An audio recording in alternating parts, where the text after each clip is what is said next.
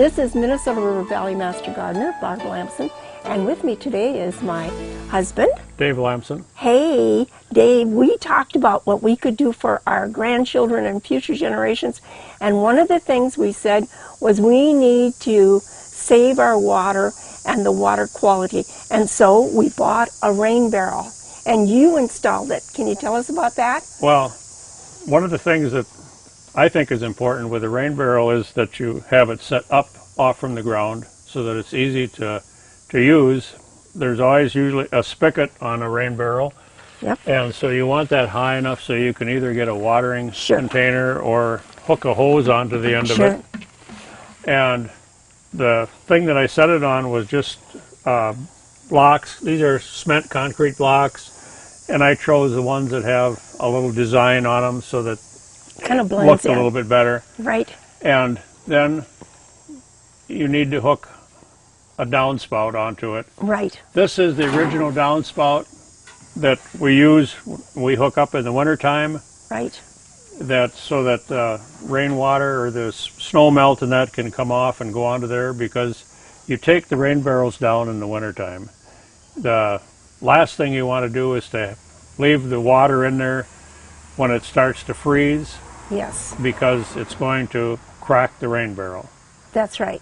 And we also then in the spring we use something so that we can, what do we call that? We use a pressure washer to kind of clean out the inside of it a little bit, because it does get caked with stuff, and you also end up getting some gravel off from the shingles and that stuff that come into the bottom of the rain barrel. So having a hose that I can hook on here is really great, because I can water this whole area along here up into the front of the yard, and that's really convenient. But if I just want to do a little bit of watering, I just use the spigot. Now, 40 gallons isn't really enough for this big yard, so if you follow us, we'll show you where we've got the other rain barrels.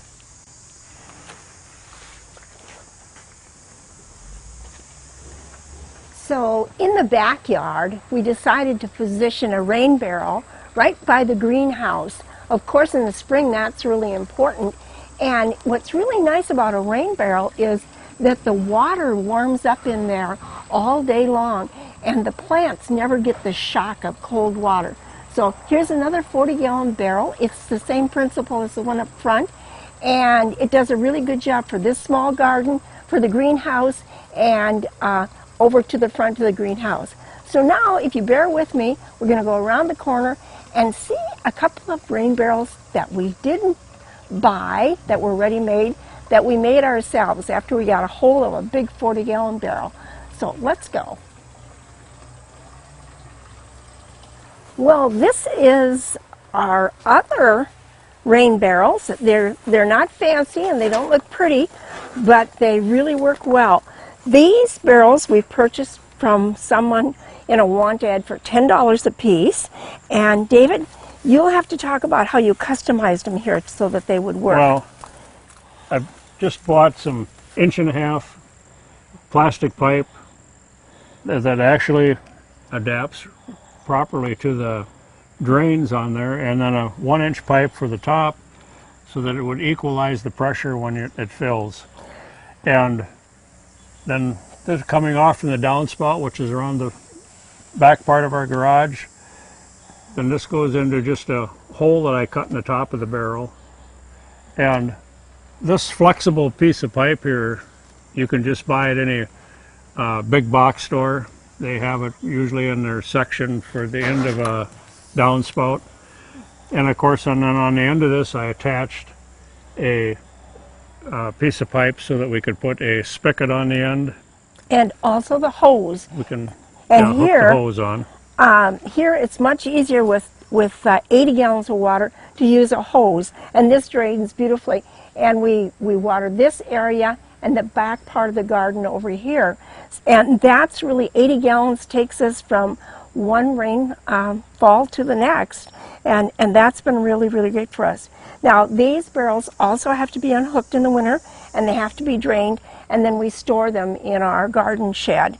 So We usually leave these right here, and I just tip them upside down. okay, upside down. Yeah. And we've had these for 10 years, right? About 10 years. Yeah. And we're using the same barrel. So once you get something like that, you're really all set.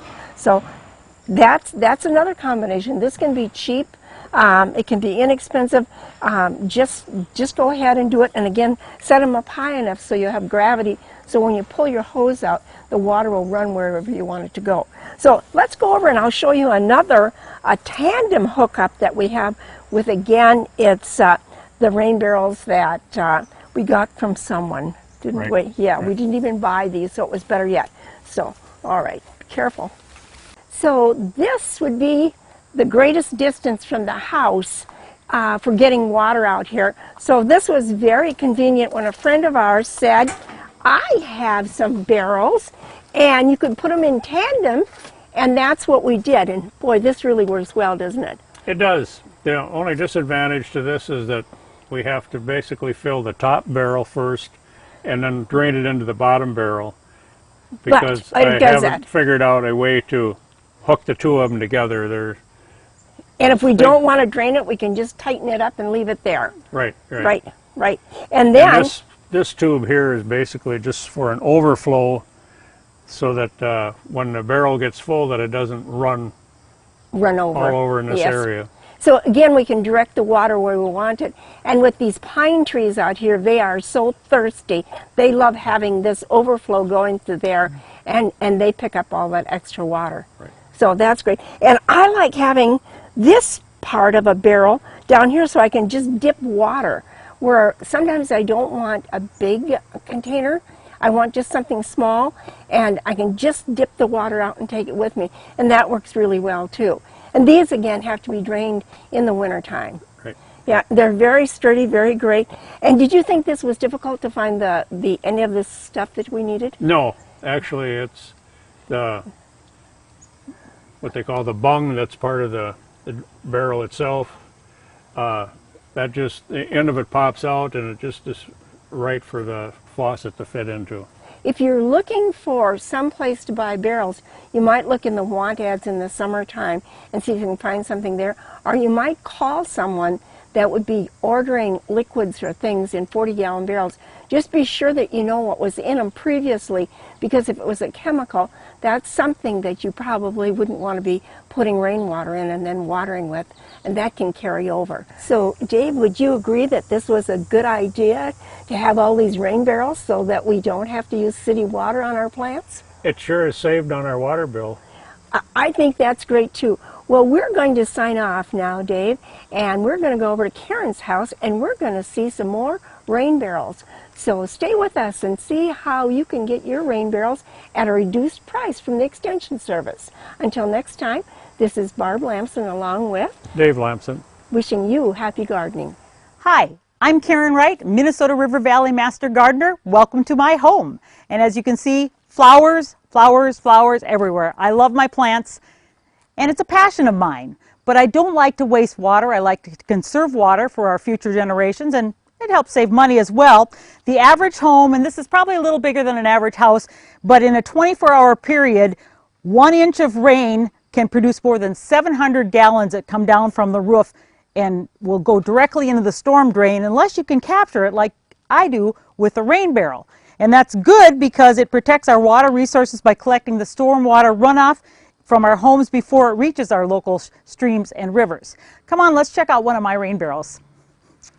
This is one of my rain barrels. I have 4 of them, one on each corner of the house to capture the rain as it comes down through the downspouts. And this is kind of an average rain barrel. It's about 55 gallons. And I jumped on the rain barrel bandwagon about 10 years ago when the county had a special program where they offered reduced price for rain barrels. And my friend Barb Lamson, who you met earlier, told me how wonderful the rain barrels were, so you don't have to use your water from the house, you save money, etc., etc. So I got my first rain barrel, and it looks just like this. And in fact, this is one of the first ones a number of years back. And they're going to be doing this same rain barrel again this coming year, so you can take advantage of it as well. And the nice thing is they're reduced cost, but they're awesome for saving water. They conserve your water, they save money.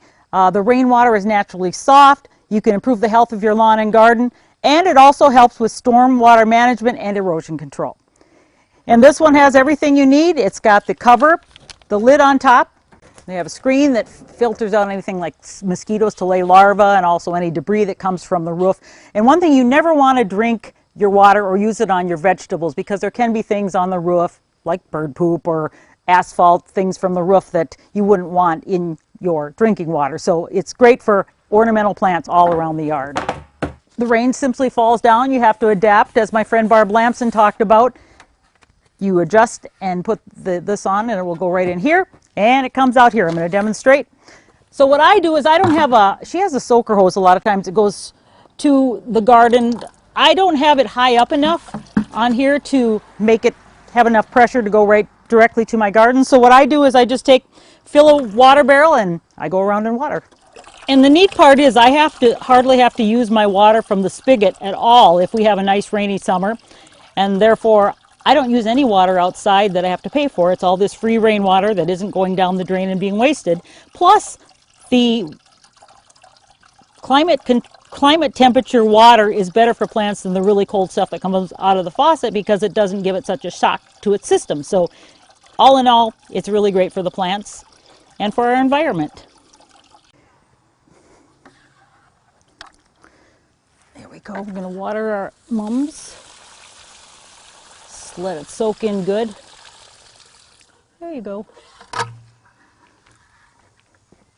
These rain barrels are offered through the Recycling Association of Minnesota, and then every year the county will offer them, usually in the spring, and that's about the time you should get them. So if you want one, watch for the promotion in the spring when they advertise through the county getting your rain barrel at a reduced price. And they're also going to be offering compost bins, another awesome thing to have as a gardener. I highly recommend it. Well, we hope you learned a lot from this rain barrel episode and you'll end up getting some of your own. Thanks for watching and happy gardening.